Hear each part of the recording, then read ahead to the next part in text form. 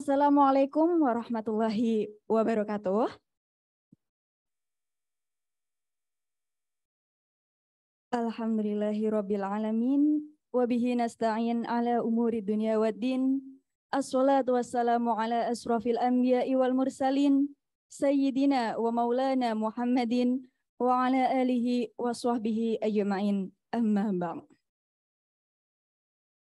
Yang terhormat Ustadz Aam Amiruddin dari Bandung.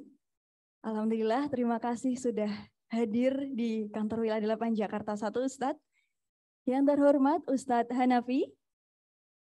Yang terhormat Bapak Basuki selaku Kepala Audit Internal Kantor WIL 8 Jakarta 1, serta Bapak Indra Firmansyah selaku Deputi Operasional Kantor Wilayah 8 Jakarta 1.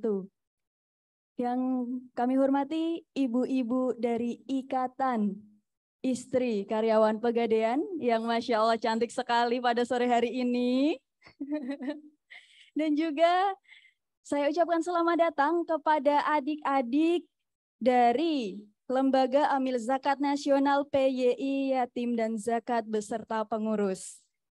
Dan juga tidak lupa seluruh karyawan-karyawati PT Pegadaian Kantor Wilayah 8 Jakarta 1, baik yang hadir pada aula lantai 3 di Kanwil maupun yang mengikuti melalui Zoom meeting.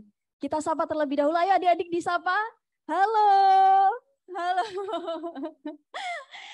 Ini mungkin yang di operasional masih pada kerja ya, sambil mendengarkan dan melihat acara ini secara online. Baik. Pertama-tama puji syukur kita panjatkan kehadirat Allah Subhanahu wa taala karena atas berkat rahmat, taufik dan hidayahnya pada sore yang alhamdulillah cerah ini kita dapat diberikan kesempatan untuk berkumpul dalam keadaan sehat walafiat dalam rangka pengajian bulanan dan santunan anak yatim dengan tema bekerja ikhlas, cerdas dan sesuai prosedur. Di mana kegiatan ini juga merupakan bentuk rasa syukur kami yang ada di PT Pegadaian Kantor Wilayah 8 Jakarta 1 karena telah berhasil meraih juara 2 dalam Reward Rebound Recovery OSL tahun 2022. Baik, terima kasih atas apresiasinya. Untuk susunan acara pada sore hari ini, yang pertama adalah pembukaan, yang kedua nanti ada pembacaan ayat-ayat suci Al-Quran, acara ketiga adalah sambutan, acara keempat santunan anak yatim, dan yang kelima tausiah agama oleh Ustadz Aam Amiruddin, dan acara terakhir adalah penutup. Baik, kita langsung saja masuk ke acara pertama yakni pembukaan. Marilah acara pada sore hari ini kita buka dengan membaca basmalah bersama. Bismillahirrohmanirrohim. Baik, terima kasih. Dan acara selanjutnya adalah pembacaan ayat-ayat suci Al-Quran yang akan dibacakan oleh Ustadz Hanafi. Kepada Ustadz Hanafi, kami persilakan.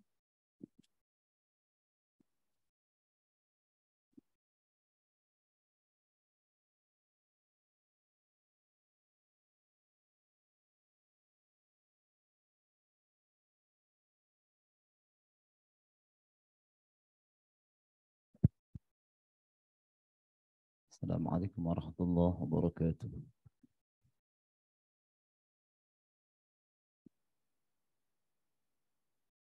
أعوذ بالله من الشيطان الرجيم.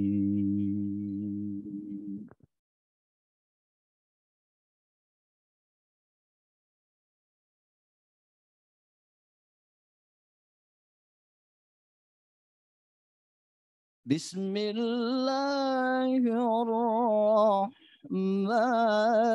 الرحيم.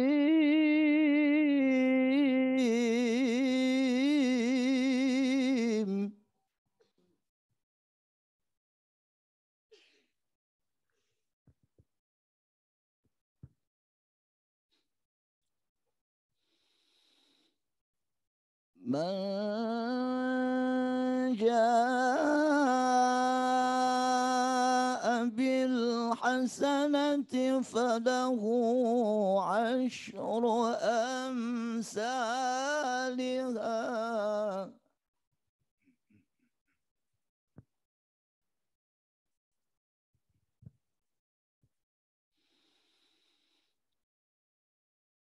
من جاء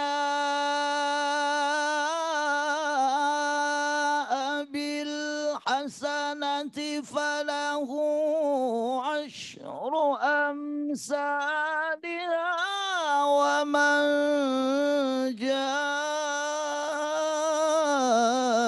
بالسيئة فلا يجزى إلا مثلها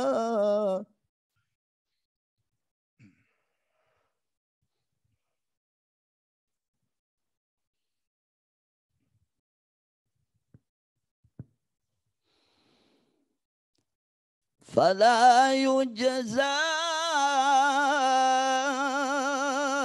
إلا مثلها وهم لا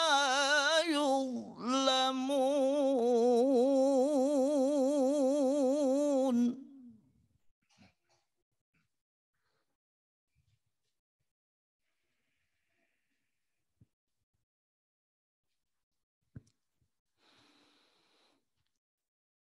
ومن جاء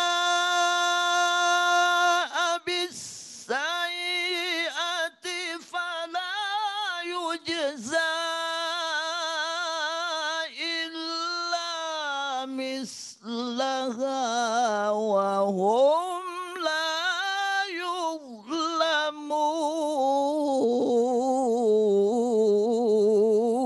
يظلمون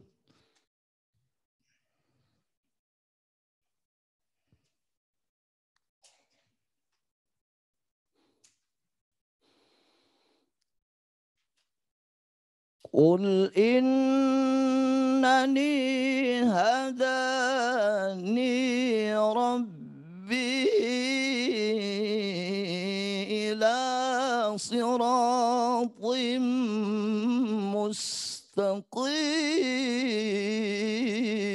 مستقيم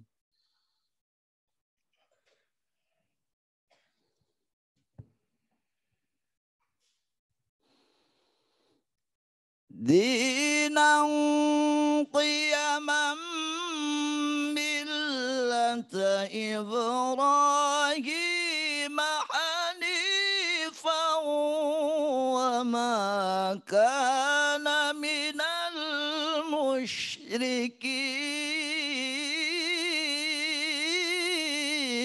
المشركين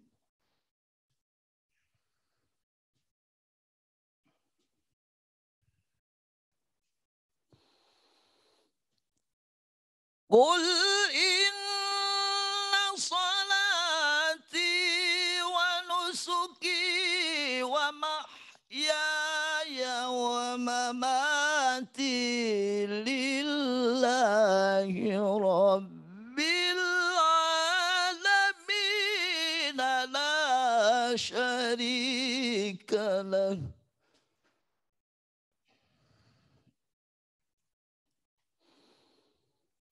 لا شريك له وبذلك أمرت وأنا أول المسلمين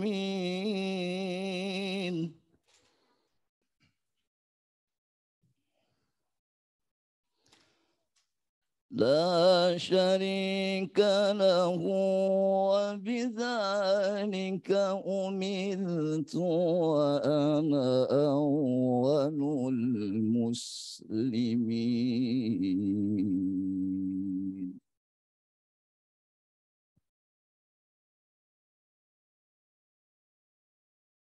لا شريك له وبذلك أمرت وأنا أول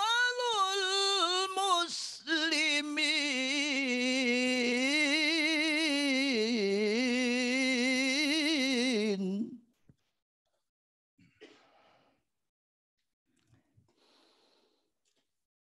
بسم الله الرحمن الرحيم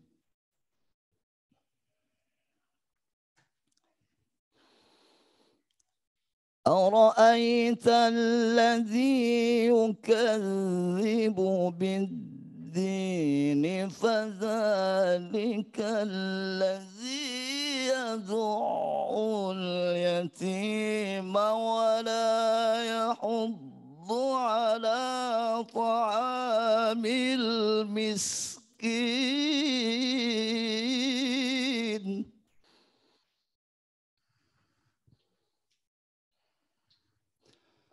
فويل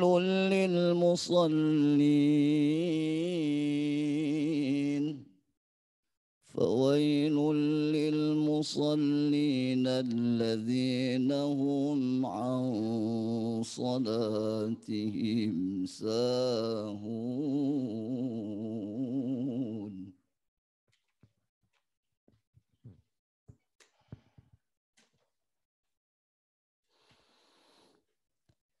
أرأيت الذي يكذب بالدين فذلك الذي يدع اليتيم ولا يحض على طعام المسكين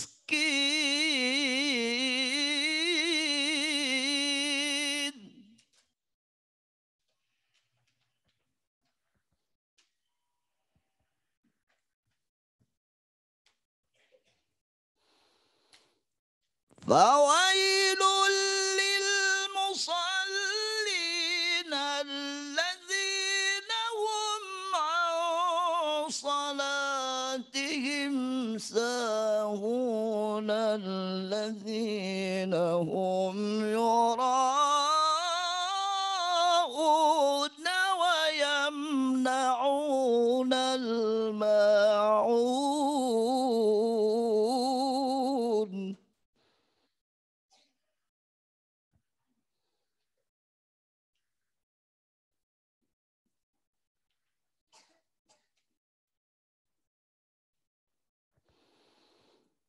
فويل للمصلين الذين هم عن صلاتهم ساهون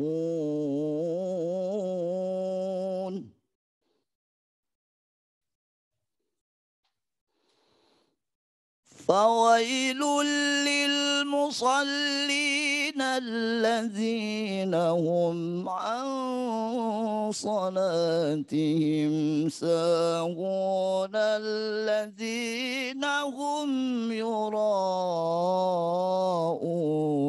ويمنعون الماعون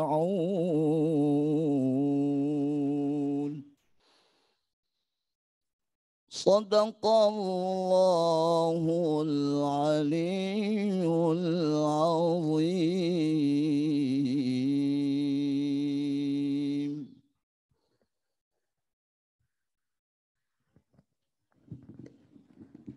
Assalamualaikum warahmatullahi wabarakatuh.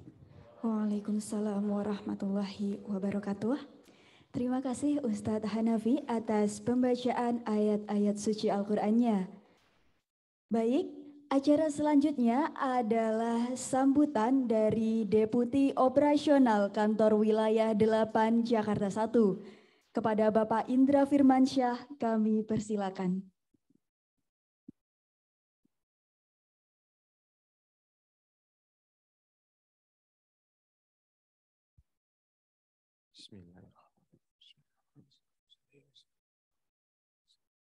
Assalamualaikum warahmatullahi wabarakatuh.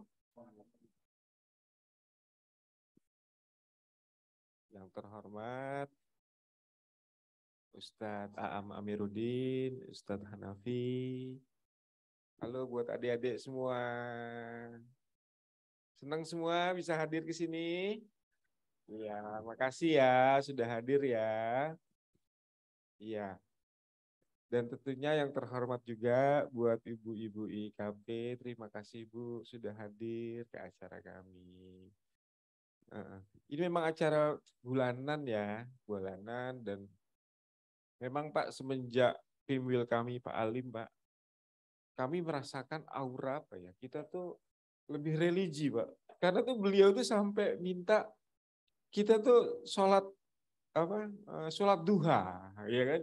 Duha rutin. Terus juga beliau juga kalau misalnya beliau lagi ada sempat gitu, ayo kita ngadain pengajian yang sifatnya dadakan, ya panggil ustadz siapa. Jadi kita lebih apa ya? Mungkin sesuai temanya bekerja cerdas, ikhlas dan sesuai prosedur. Nah, di satu sisi juga kami lebih nyaman bekerja karena apa? Kami bekerja di satu sisi Pak Pimbil kami juga selalu senantiasa menyampaikan bahwa ya kita selalu berdoa supaya kita mendapatkan lindungan dari Allah Subhanahu wa taala dalam pekerjaan kita, supaya kita diridhoi dan juga ya kita selalu mendapatkan mendapatkan dijauhkan dari mara bahaya. Dan beliau nggak pernah bosan-bosan tuh yang menyampaikan, udah pada sholat duha belum gitu kan. Sesuatu yang mungkin jarang dilakukan gitu, tapi kalau yang oleh yang lain, tapi kalau beliau tuh memang ya tadi ayo sholat duha yuk. Dan tiap habis gajian juga kami bukan dihimbau, malah ayo kita sedekah gitu kan. Nah ini kita sedekah semua gitu, kita sambil bercanda tapi beliau memberikan contoh gitu. Artinya beliau ngasihnya gede gitu kan. Jadi nggak cuma ayo itu, tapi beliau juga yang bawa kan kadang-kadang suka nanya kan, Pak Bibil kasih berapa? Oh gede, yang lain ikut-ikut kan. Artinya beliau memberikan suri teladan yang baik buat kita. Baik dari bekerja, beliau orang yang sangat cerdas, beliau juga bekerja cerdas, tapi juga beliau selalu mengajarkan kami untuk selalu dekat dengan Tuhan. Semoga, dan juga sorry saya lupa menyapa teman-teman yang ada di outlet mungkin. Selamat sore, semoga kita selalu dalam lindungan Allah Subhanahu wa taala. Amin ya rabbal alamin.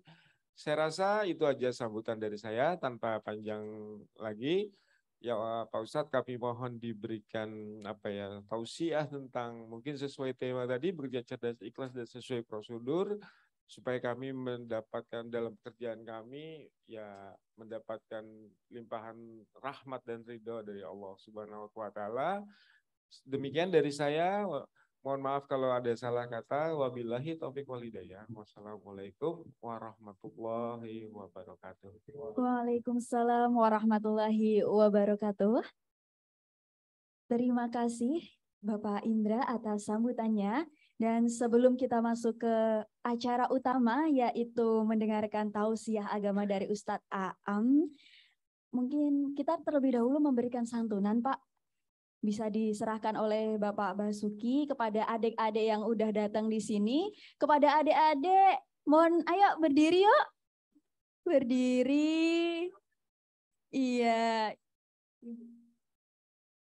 Yuk kepada Bapak Basuki mohon bantuannya untuk dapat menyerahkan hadiah untuk adik-adik kita ini.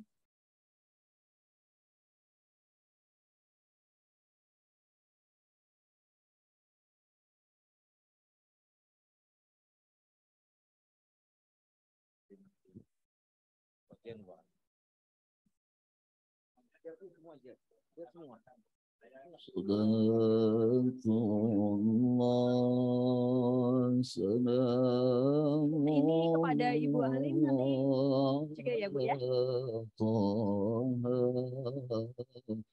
Rasulillah salatullah salamu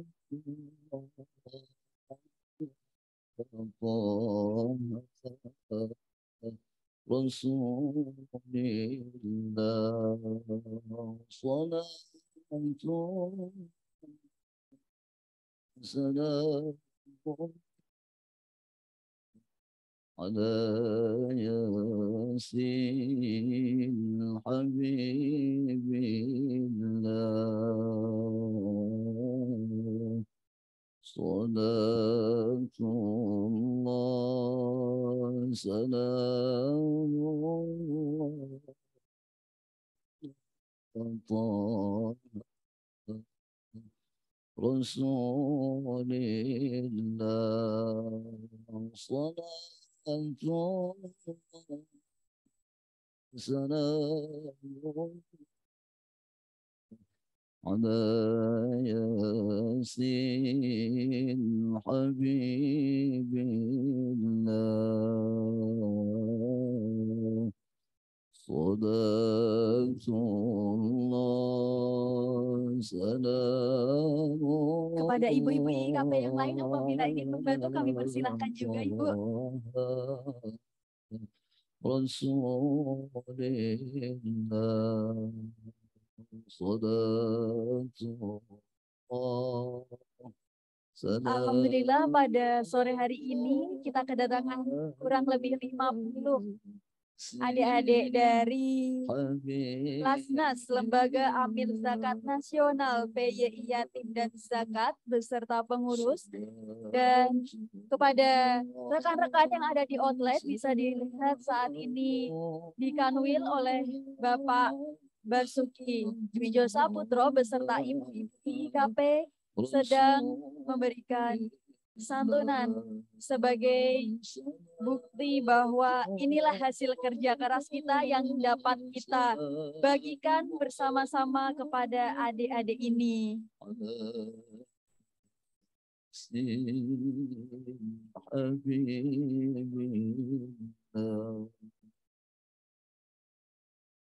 اللهم صل وسلم وبارك عليه. Kepada adik-adik yang sudah dapat, boleh duduk kembali. Sudah dapat semua? Sudah. Ada yang belum? Nggak ada ya, alhamdulillah kebagian semua.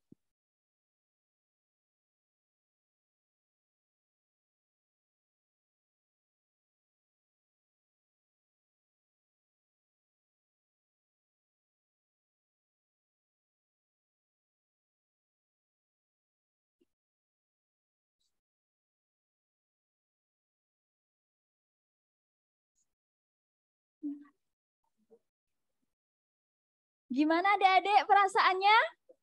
Senang? Ada yang berani maju nggak buat bilang gimana perasaannya? Ayo ada yang berani maju? Satu? Ayo siapa nih? Ayo. Nggak ada yang berani. Ayo siapa? Ayo saya datengin nih. Mana nih yang berani maju ke depan buat memberikan sepatah dua patah. Oh yang ini. Yang ini kecil nih. Yang mana? Alfi yang mana nih? Oh adik. Dua, ayo maju ke depan, maju ke depan, ayo boleh, ayo. Oh berani. Ayo, namanya siapa? Alfi yang ini? Alwi. Gimana? Oh, ini kembar. Oh, kembar ternyata. Kemana kameranya? Ke sana kameranya. Lihat ke sana dong. Halo gitu. Halo, ini kembar ini. Gimana perasaannya? Boleh cerita dong gimana perasaannya setelah dapat hadiah dari ibu-ibu yang ada di sini? Senang. Aja? Senang.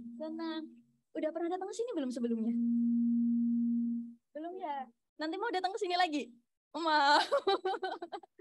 Alhamdulillah bilang, gimana? Terima kasih. Terima kasih. Kami juga terima kasih ya udah datang ke sini. Oke. Beri tepuk tangan dong kepada temannya yang berani tampil. Ya, silakan. Oke.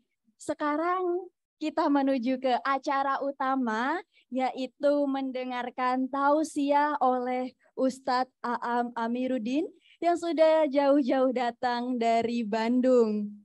Baik, kepada Ustadz Aam Amiruddin, kami persilakan untuk dapat memberikan tausiahnya dengan tema bekerja cerdas, ikhlas, dan sesuai prosedur. Silakan Ustadz.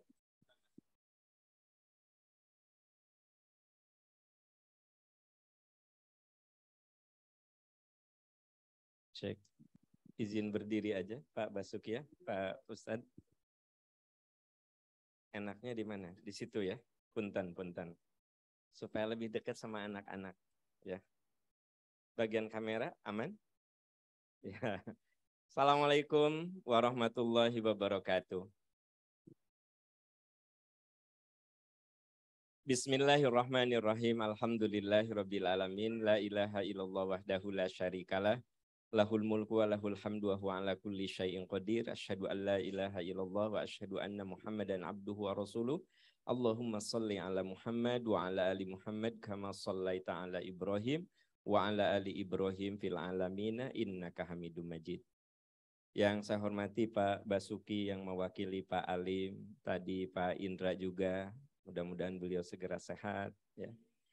Pak Ustadz ya, Pak Ustadz Hanafi, anak-anakku tercinta, dan ibu-ibu ikatan istri karyawan Pegadaian.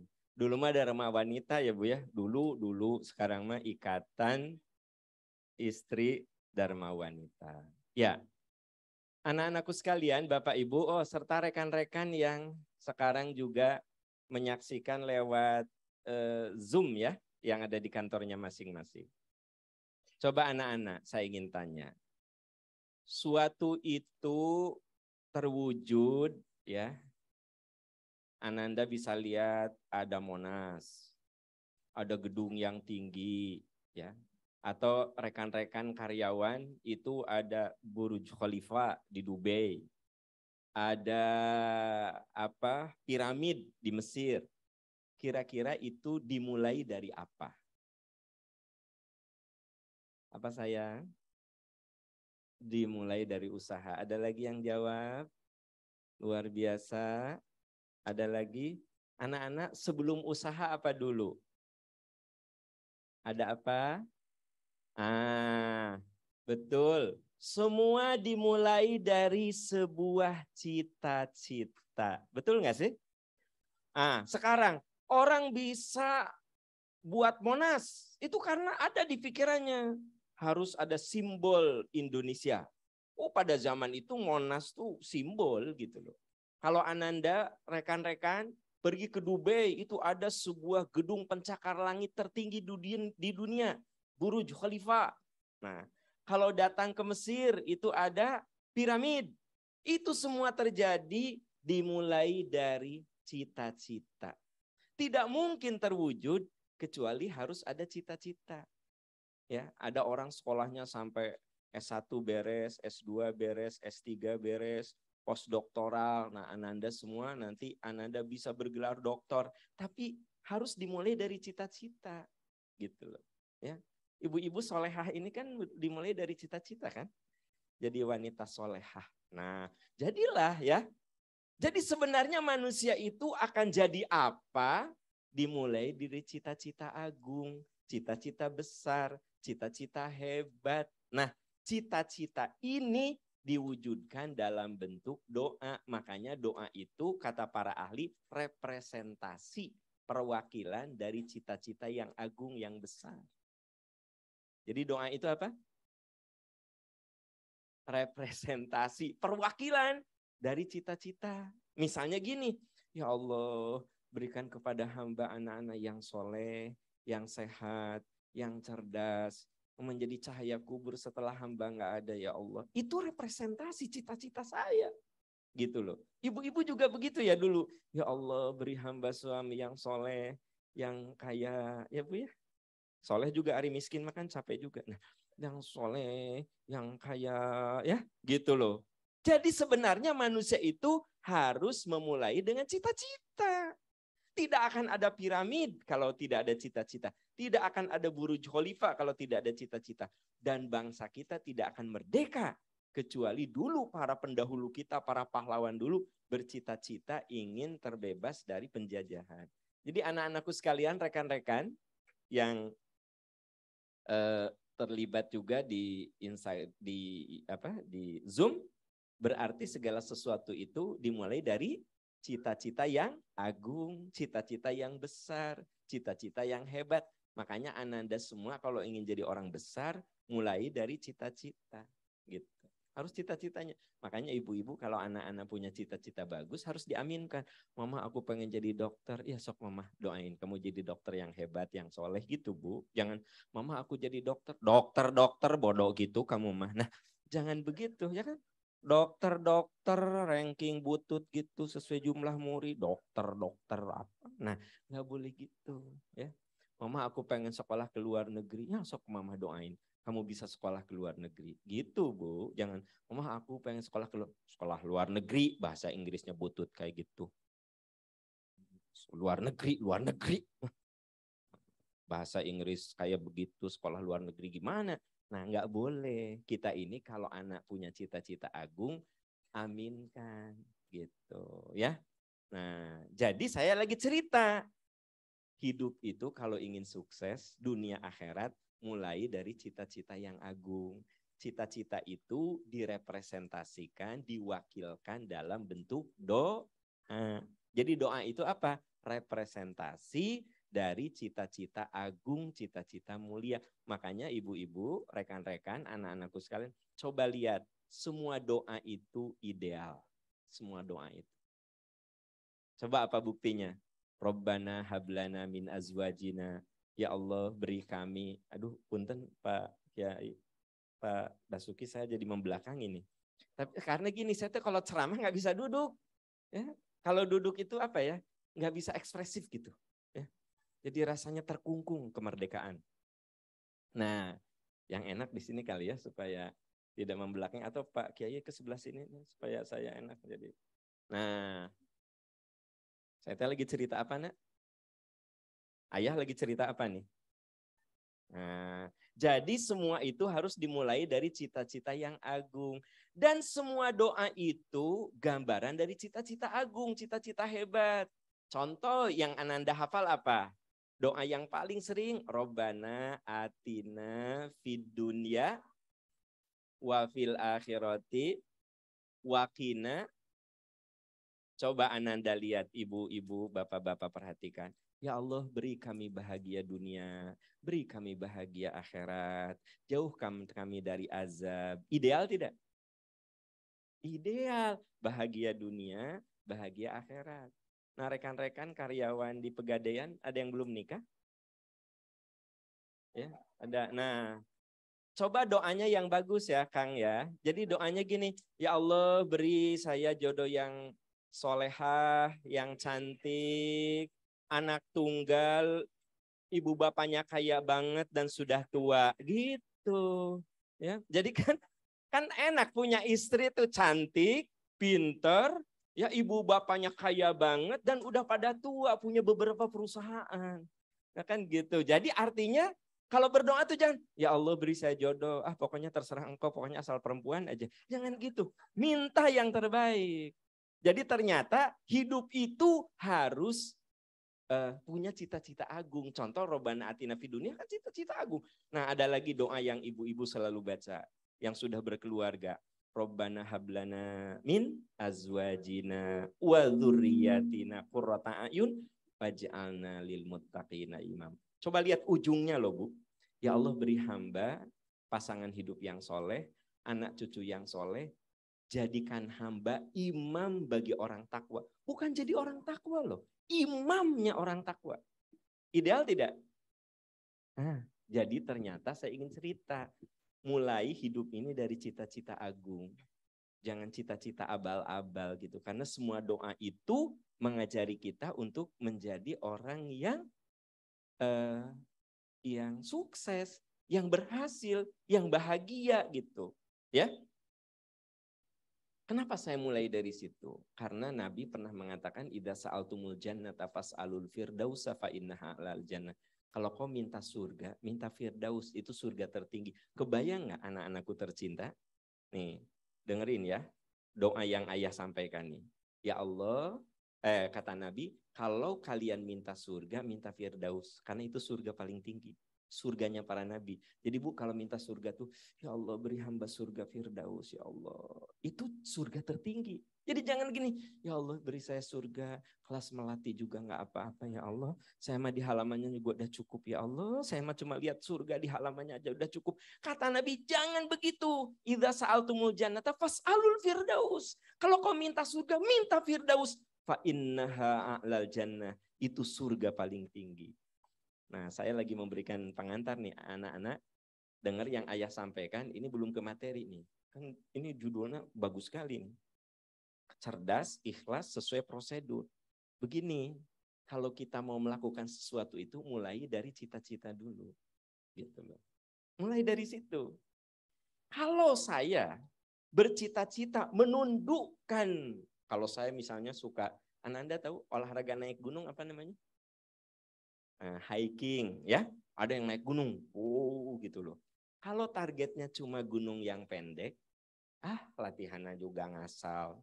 Tapi kalau cita-cita, saya akan menundukkan gunung tertinggi di Indonesia. Apa sayang? Gunung tertinggi di Indonesia? Jayawijaya. Akan nanya ke ibu-ibu udah pada hafal semua kan kalau saya tanya ya. Gunung tertinggi di Indonesia. Jayawijaya. Kalau target saya menundukkan Gunung Jayawijaya, kira-kira persiapan saya sama enggak dengan menundukkan gunung yang ada di puncak? Beda nak sayang, beda.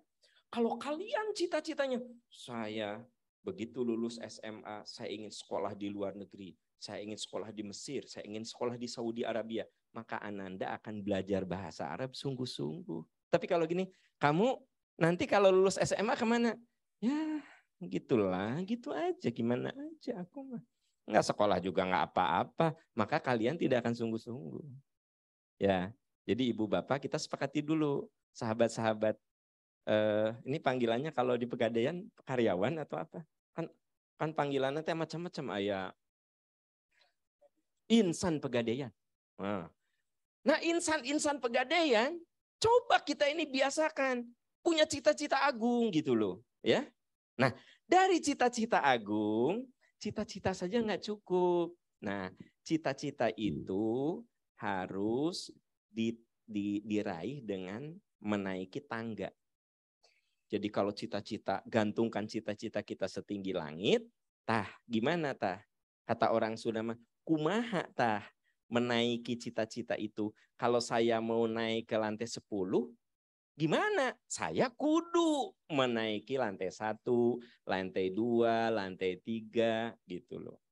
Jadi kalau Ananda nih dengar apa yang ayah sampaikan, kalau kalian nanti cita-citanya jadi ulama besar, ya, maka otomatis tahapan-tahapan tuh dimulai dari mulai ngapalin Quran, 1 juz, 2 juz, bahasa Arabnya diasah, dilatih, ya. Kemampuan bicaranya dilatih, terus udah nggak mungkin kalian itu ujug-ujug jadi ulama besar.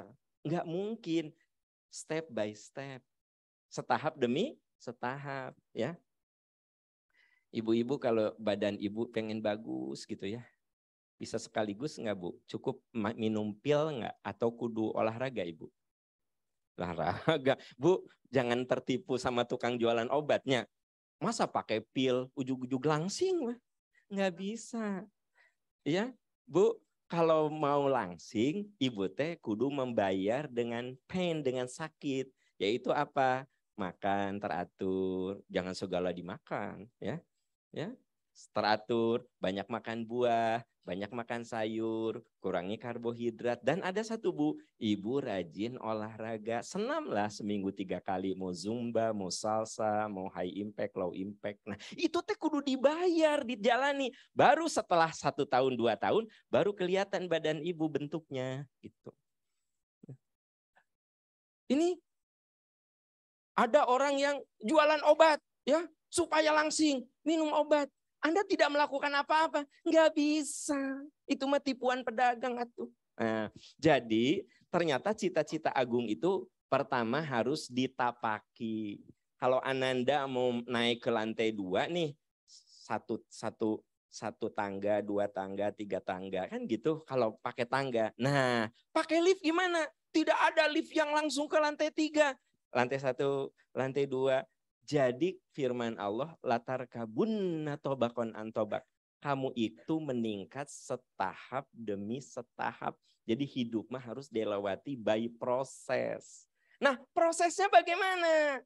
Ternyata mulailah segala sesuatu itu dengan ikhlas. Wa ma umiru illa liya'budullaha mukhlishina lahuddin. Tadi Ustaz Hanafi membacakan ayatnya. Qul inna sholati wa nusuki wa mahyaya wa mati lillahi rabbil alamin. Ikhlas dulu, ya.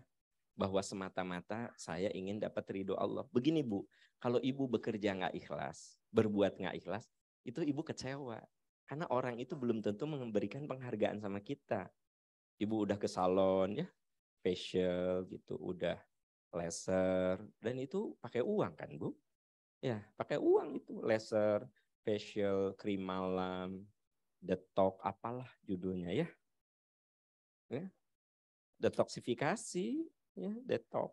Wah, ada macam-macam Pak Ustadz itu teh ritual nanti ya. Sampai tiap mau tidur ada yang pakai manual, Pak Basuki tempelin alpukat, terus apalagi mentimun ya. Sampai tiap suami mendekat, udah dibumbuan, mendekat, udah dibumbuan kan gitu.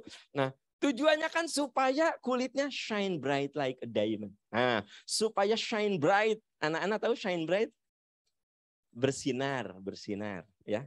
Nah, ya, kayak Pak Basuki kan wajahnya bersinar. Nah, shine bright kan gitu. Nah, ternyata ibu boleh jadi udah facial, bahkan itu sengaja dari uang ibu. Terus ibu nunggu penghargaan dari suami. Maaf ya Bu, belum tentu suami ibu teh bilang, "Mah, dari mana?" Dari salon. Ya Allah, ini cantik. Belum tentu begitu loh. Boleh jadi, "Mah, pulang dari mana?" Dari salon. Habis apa? Habis facial. Habis berapa? 700.000. Kata ayah mah mendingan beli beras, Mama. Asal nggak ngaruh gitu. Nah, jadi ibu, kalau ibu mencari penghargaan dari orang, belum tentu orang tuh memberi penghargaan itu. Bapak-bapak nih, pergi pagi, pulang sore, pulang malam, kadang meeting sampai malam. Pak, punten maaf ya, belum tentu istri Anda tuh menghargai. Belum tentu, ayah ya Allah, makasih ayah udah berjuang untuk keluarga. Belum tentu Pak. Bahkan ngomong ke, balik pagi, pulang malam, balik pagi, pulang malam. Udah nggak usah balik. Nah, jadi suami ibu sudah berjuang habis-habisan, malah ngomongnya gini, dah ayah mah lebih nomor satu kerjaan daripada keluarga. Padahal suami Anda Bu, suami ibu Bu, bekerja itu kan untuk keluarga. Makanya Pak, kalau Bapak tidak ikhlas, cari penghargaan dari orang, kadang orang itu belum tentu memberi penghargaan sama kita.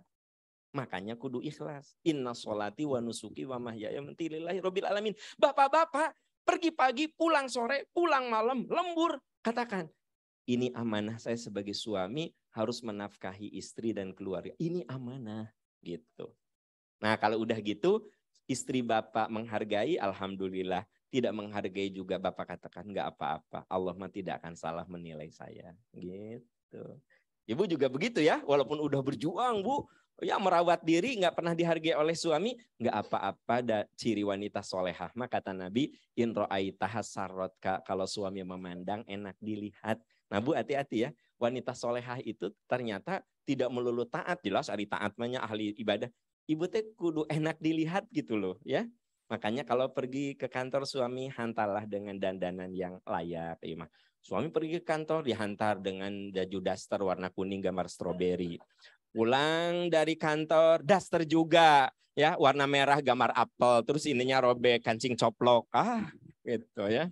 Nah, jadi ternyata kita ini biasakan dalam hidup wa ma umiru illa sing ikhlas. Nih, rekan-rekan. Boleh jadi Anda sudah berjuang habis-habisan, bekerja nih, ya. Insan Pegadaian ya panggilannya. Insan Pegadaian. Anda sudah berjuang. Ternyata nggak ada satupun yang menghargai Anda. Bahkan gini, yang gitu aja nggak becus gimana sih? Wih, Pak, Bapak katakan, ada yang saya cari mah. Ridho Allah yang penting, saya menjalankan amanah dengan sungguh-sungguh. Jadi mulai cita-cita itu ditapak itu dengan ikhlas dulu. Itu sebenarnya. Kenapa? Karena kalau kita mencari penghargaan dari orang, belum tentu orang itu memberikan seperti yang kita inginkan. Belum tentu, Pak. Gitu. Belum tentu. Apalagi kan manusia mah makhluk yang, mohon maaf ya, ini ciri khas manusia. Kalau kekurangan bakal melekat di otaknya. Tapi kalau kebaikan suka dilupakan. Ya. Jadi kalau suami ibu berbuat salah dikit aja, inget terus. Sampai ke syakarat gak inget. Tapi kalau berbuat baik, kebaikannya teh sering dilupakan gitu. Ya. Nah, Bapak-bapak, kalau istri keliru aja pas masak nggak enak. Apa ini? Ini, sayur lodeh. Sayur lodeh kayak gini sih kayak kolak weh gitu. Padahal ibu teh tiap hari masak selalu enak, dilupakan oleh bapak. Sekalinya satu saat nggak enak, inget, mama mah nggak bisa masak. Padahal udah rumah tangga 15 tahun, masak teh cuma ibu terus. Tapi begitu ibu nggak enak, kenapa sih? Acem gini sih? Nah gitu. Ibu, denger ya, manusia mah kadang gitu. Kalau kesalahan kita tuh inget aja. Tapi kalau kebaikan kita mah sok lupa. Apa? Itu tuh tabiat manusia. Tabiat manusia. Makanya Allah katakan, wa may yashkur fa inna may yashkuru li nafsi. Siapa yang berterima kasih kepada orang, berterima kasih kepada Allah, sesungguhnya dia sedang berterima kasih kepada dirinya. Jadi kalau kita punya cita-cita agung, pertama tapaki dengan ikhlas. Yang kedua, dengan cerdas. Ikhlas saja nggak cukup. Anak-anakku tercinta, kalian itu belajar harus ikhlas. Tapi ikhlas saja nggak cukup. Harus cerdas. Harus menjadi pembelajar. Dan otak manusia mah unik. Makin sering dipakai makin bagus ya.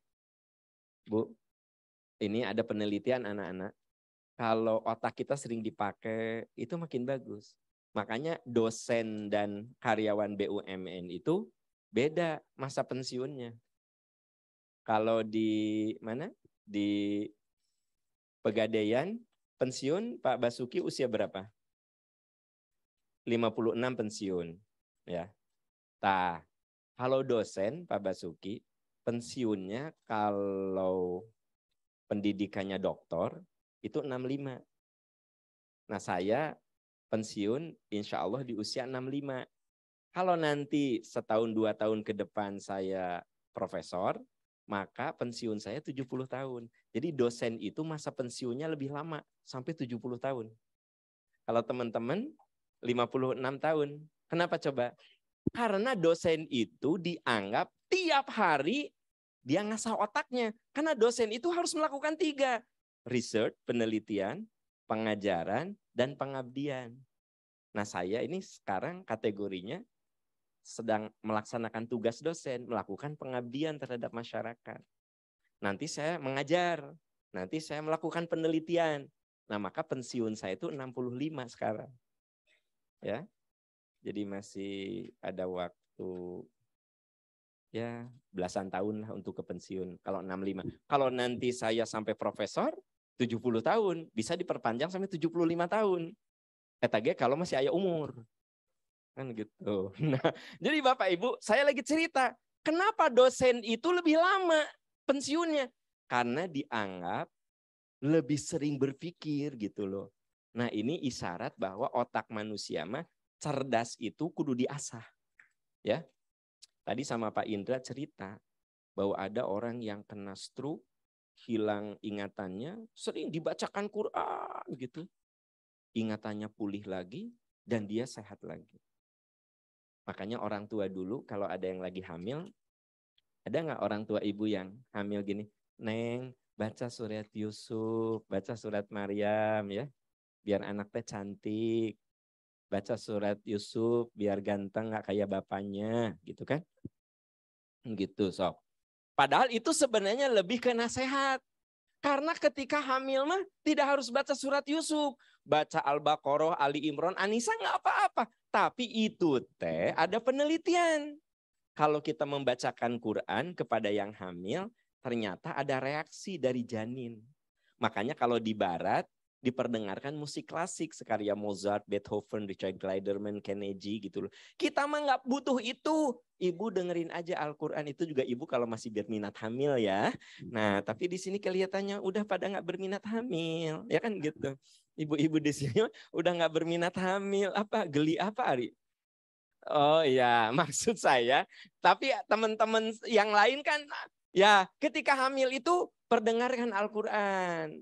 Supaya anak kita cerdas. Itu teh bukan sekedar doktrin. Risetnya terbukti. Karena yang pertama kali berfungsi pada janin itu pendengarannya. Dan pendengaran itulah yang merangsang otaknya. Makanya kalau kita ingin cerdas, kudu banyak belajar. Anak-anak saya, kalau nanti kalian ingin hebat, cerdas, kudu dari sekarang. Ya, hafalkan Al-Quran, banyak belajar gitu. Sebab kalau udah kayak, kita manggilnya apa ya, bunda-bunda ini, dikasih hafalan tuh agak berat. Agak berat. Nah, tapi kalau Ananda ngapalin juz amma, insya Allah hafal. Nih ayah nih dulu hafal juz amma itu ketika belum masuk SD. Lagi TK, udah hafal juz amma. SD hafal 3 juz. Karena kecil mah cepet gitu ngapalin. Tapi kalau yang kayak gini, ada susah. Susah. Ya, ngapalin waduha, ya. Waduha wal-laili idza saja. Idza saja. Wadduha wal-laili idza saja. Idza saja. Gitu, ya kan? Nah, gitu ente Bu, Bunda gitu enggak? Nah, Bunda di sini mah pinter-pinter. Tapi memang faktanya namanya otak manusia itu bisa rontok, ibu-ibu, bapak-bapak jangan salah loh. Otak kita itu bisa rontok dengan waktu. Yang tadinya cerdas itu bisa jadi pelupa. Saya punya guru, profesor. Prof, gimana kabar Prof? Dia datang ke ceramah saya. Prof, dengan siapa ke sini? Dengan ibu, maksudnya dengan istrinya. Dengan ibu. Oh, Prof, kan banyak tuh jamaah ya. Saya ingin memuliakan istrinya supaya duduk di ruangan VIP. Prof, maaf Prof, kalau ibu itu siapa namanya? Gitu. Mamah katanya. Ya Mamah teh saha Prof? Si Mamah teh sahanya. Mama. Duh, si Mamah teh siapa? Kalau sekretaris Prof siapa? Sinta. Jadi kalau sekretaris apa? Sinta. Kalau istrinya? Mama. Si Mama. Setelah 1/4 jam, oh Yuyun, cina Yuyun. Itu teh profesor sok. Ya, ibu pernah nggak di usia segini suka manggil anak? Misalnya anak nanti Bunga. Bunga sini. Bunga sini. Ya apa mah? Apa ya Mama teh tadi mau ngomong apa? Dah kamu dipanggil teh ini susah. Pernah nggak Bu gitu? Pernah. Nah itu teh namanya kepikunan lebih awal itu ya. Pikun prematur itu namanya pikun prematur. Nih ada di antara ibu-ibu yang sini Ani sini anaknya teh namanya Ani sini. Datang anak teh apa mah? Apa ya Mama teh tadi mau ngomong apa sama kamu teh? Dah kamu dipanggil teh ini susah. Nah, jadi anak yang dimarahin. Padahal ibu yang lupa. Ada yang sudah ngalamin gitu Bunda? Oh enggak, alhamdulillah ya. Nah, kenapa? Karena otak manusia mah kudu sering dipakai. Ya. Nah, makanya anak-anakku tercinta, dengar nasihat ayah, kalian belajar supaya nanti saat dewasa lebih cerdas. Karena diasah terus, otaknya diasah. Gitu. Makanya kata para ulama, belajar di waktu kecil seperti kalian, seperti melukis di atas batu. Berbekas kan? Tapi belajar setelah tua seperti melukis di atas air. Ya, melukis di atas air kan? Rata lagi. Tapi kalau melukis di atas batu, di atas pasir kan kelihatan. Nih Ananda semua itu kalau banyak belajar, kalian seperti melukis di atas batu.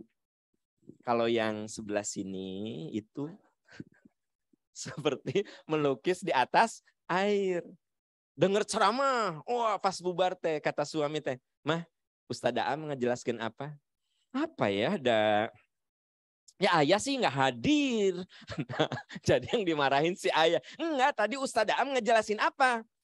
Apa ya? Pokoknya cita-cita gitulah. Gitu. Ya apa? Ya ayah nggak hadir sih. Hadir atuh. Nah gitu. Jadi memang kita akui Bu, kecerdasan itu bisa rontok dengan waktu. Nah makanya untuk Ananda semua, jadilah pembelajar. Untuk insan-insan pegadaian, banyak belajar. Supaya otak kita tidak gampang menurun. Rajin baca Quran, paling tidak ada penurunannya tidak terlalu cepat.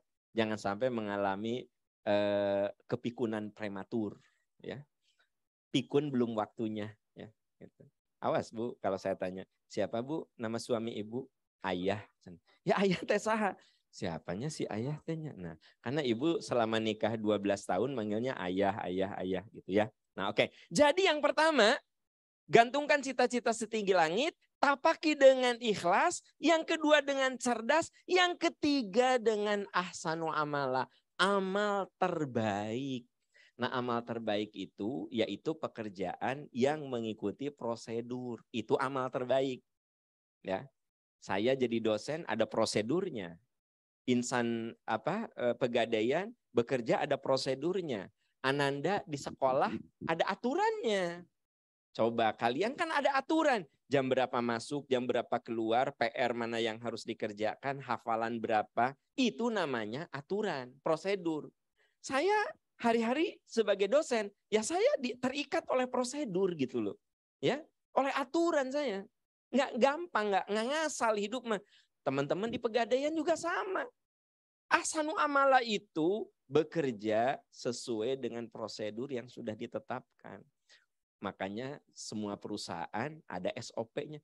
Dokter saja, Bu, seperti kayak periksa itu tuh ada prosedurnya, ada SOP-nya. Harus dimulai kalau sakit tuh harus mulai dari ini.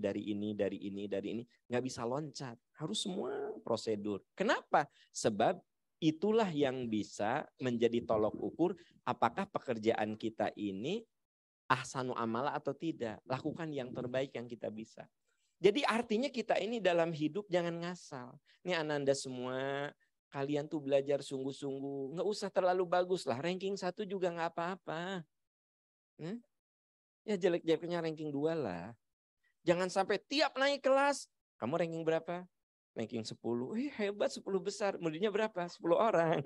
Nah, ya berarti selalu ranking terakhir dari jumlah murid. Ya kan gitu. Nah, makanya Ananda semua kudu mengatakan, saya harus ranking terbaik. Lalu Ananda belajar sungguh-sungguh. Nah, bagi teman-teman di insan pegadaian, kalau ada target 10, aku harus mencapai. Minimal sesuai target, syukur-syukur melewati target itu. Nah, gitu. Ya. Makanya saya suka bilang sama adik-adik mahasiswa, anak mahasiswa saya bilang kalian belajarlah sungguh-sungguh. IPK itu nggak usah terlalu besar, 3,8, 3,9, saya bilang. Itu juga udah cukup, kuliah selesai tepat waktu gitu. Ya, ibu-ibu waktu kuliah IPK-nya berapa? Alhamdulillah ya 2,7 ya.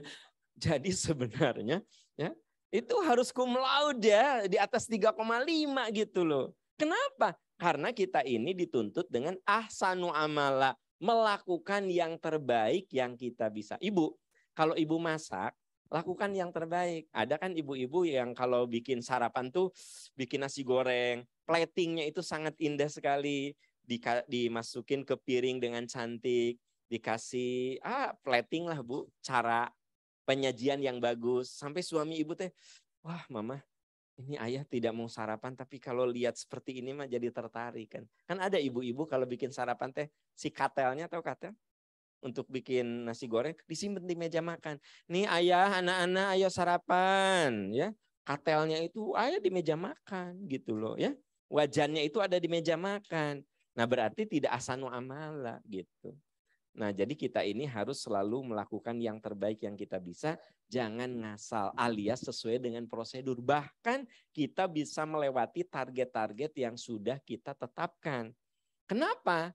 Karena yang namanya seorang muslim itu firman Allah wa quli malu, bekerjalah kamu fasayarallahu amalakum. Sok kamu bekerja sungguh-sungguh, Allah akan melihat ikhtiar kamu. Ibu bapak, anak-anakku sekalian, hidup ini yang penting ikhtiar. Wilayah kita ikhtiar. Hasil itu bukan wilayah kita. Ya. Contoh, kita mendidik anak, itu wilayah kita. Apakah anak kita jadi soleh atau tidak? Belum tentu. Ikhtiar itu berbanding lurus. Saya ingin tanya, Nabi Nuh punya istri kan, anak-anak? Anaknya Nabi Nuh siapa namanya? Hanan. Istri Nabi Nuh siapa Bu? Kan anaknya tuh, anak-anak udah jawab Nuh bahwa istri anak Nabi Nuh itu siapa namanya? Hanan. Soleh enggak? Enggak soleh kan? Nah istrinya Nabi Nuh siapa Bu? Ibu Nuh ya. Siapa Bu? Bu Nuh. Nah, Ibu Nuh. Ibu saking nggak ada ide ya Bu Nuh lah udah. Nah, oke, tidak apa-apa. Di kantor juga kan Bu Agus, Bu Indra ya. Bu Alim, Bu Basuki kan gitu. Pas ditanya teh, istri Nabi Nuh siapa? Bu Nuh. Oke lah, saya terima ya. Nah, istri Nabi Nuh yaitu Ibu Nuh, kata ibu-ibu di sini. Anaknya Nabi Nuh siapa sayang? Kanan. Kanan tidak soleh. Nabi Nuh soleh? Soleh. Istrinya soleh enggak? Enggak. Padahal Nabi Nuh itu udah berjuang mensolehkan istrinya, mensolehkan anaknya. Tapi Nabi Nuh tidak putus asa. Yang penting aku sudah berjuang. Jadi dalam hidup mah yang penting berjuang. Gitu. Ya. Imron soleh enggak? Soleh. Ya. Imron ini punya anak sayang. Siapa namanya? Anaknya Imron siapa? Maryam. Pintar. Jadi Imron ini punya anak. Namanya Maryam. Imron ini punya istri. Siapa istri Imron? Bu Imron. Duh Gusti ya Allah. Tadi Bu Nuh, sekarang Bu Imron. Oke, tidak apa-apa. Saya maafkan. Ya kan gitu. Nah, anak-anak udah betul jawabnya. Tadi anaknya Nabi Nuh Kanan, udah betul sayang. Tadi anaknya Imron, siapa? Maryam, betul. Nah, begitu nanya ibu-ibu, siapa istrinya Imron? Bu Imron. Siapa istrinya Nabi Nuh? Bu Nuh. Nah, Imron soleh. Ya, istrinya siapa? Bu Imron. Soleh. Maryam soleh enggak? Boleh jadi Imron sebagai suami yang soleh berjuang mendidik istrinya jadi soleh, berjuang anak-anaknya juga jadi soleh. Jadi boleh jadi perjuangan kita itu melahirkan hasil. Seperti Imron mendidik istrinya dan anaknya. Tapi kita harus siap mental loh. Ada saat kita berjuang tapi kita tidak berhasil. Itu yang disebut dengan ujian dalam hidup. Makanya saya banyak menemukan ibu bapaknya soleh tapi anaknya nggak soleh. Padahal ibu bapaknya udah ngedidik sungguh-sungguh loh. Tapi artinya apa? Jangan pernah putus asa. Anda katakan, saya sudah berjuang, saya sudah ikhtiar. Jadi tugas kita mah ikhtiar sesuai prosedur. Gitu. Jadi pertama kalau kita ingin sukses, gantungkan cita-cita kita setinggi mungkin. Setinggi langit. Lalu tapaki cita-cita itu dengan ikhlas. Lalu bingkai dengan cerdas. Dengan banyak belajar. Yang ketiga dengan ahsanu amala. Menurut surat Al-Mulk ayat 2. Alladzi khalaqal mauta wal hayata liyabluwakum ayyukum ahsanu amala. Amal yang terbaik. Jadi ikhlas surat Al-Bayyinah ayat 5. Kemudian kerja cerdas. Iqra bismi rabbikal ladzi khalaq.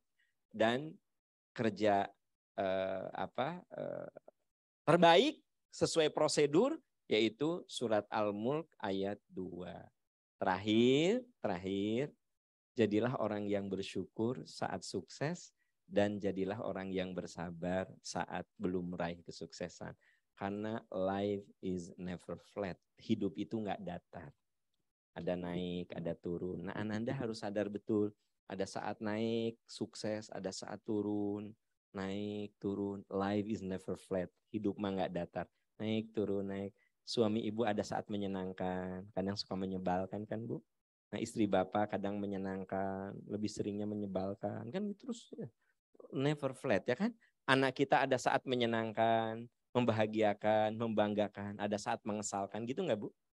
Anak ibu gitu? Anak saya begitu. Emang anak ibu ini selalu menyenangkan gitu? Enggak kan. Anak kita itu selalu ada saat menyenangkan, membanggakan. Ada saat mengkhawatirkan, ada saat mengecewakan. Itu life is never flat. Suami ibu juga begitu, istri kita juga begitu Pak. Enggak ada gitu hidup yang flat, enggak ada, nothing, tidak ada. Yang namanya hidup itu life is never flat. Karena never flat, maka ketika atas syukur, ketika jatuh kita sabar. Ini yang disebutkan di dalam surat Ali Imran ayat 200. Ya, gitu. Itu rumus 4. Gantungkan cita-cita setinggi langit, tapaki dengan kerja ikhlas, kerja cerdas, kerja keras sesuai prosedur, lalu bingkai dengan syukur dan sabar. Itu saja Pak Basuki ya, karena bubarnya kan jam 5 ya kantoran. Ya, ini sudah jam 5:05.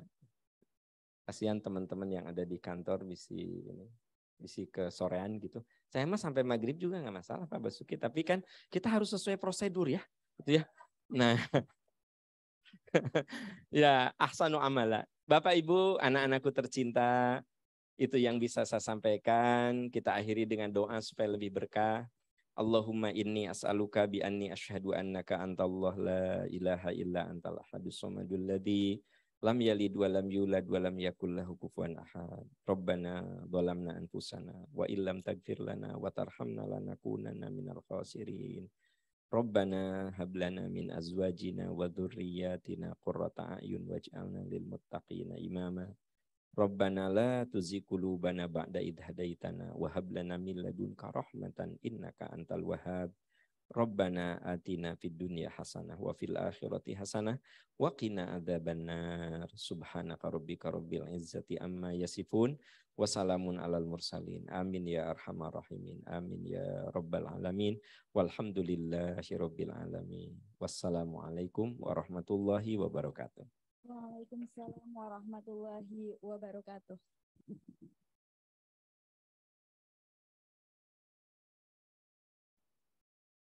Baik.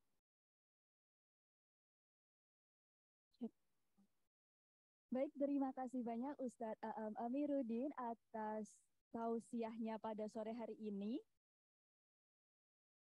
Iya, suara saya terdengar. Oh iya.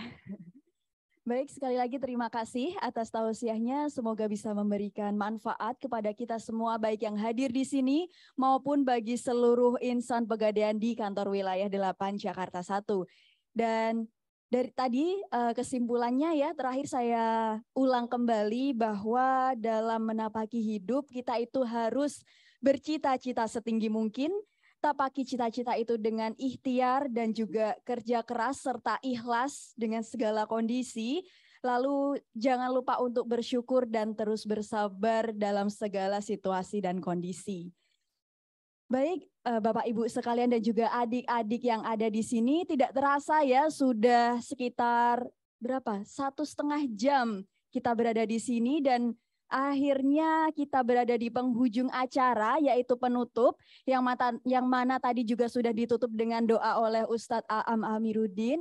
Jadi cukup sekian ya acara kita pada sore hari ini. Terima kasih banyak atas waktu dan atensinya.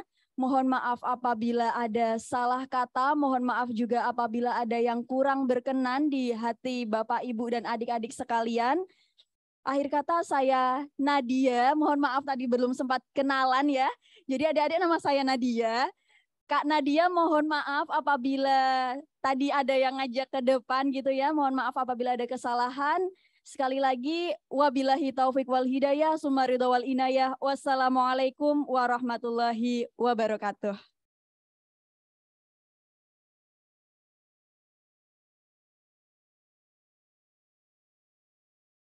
Oh boleh.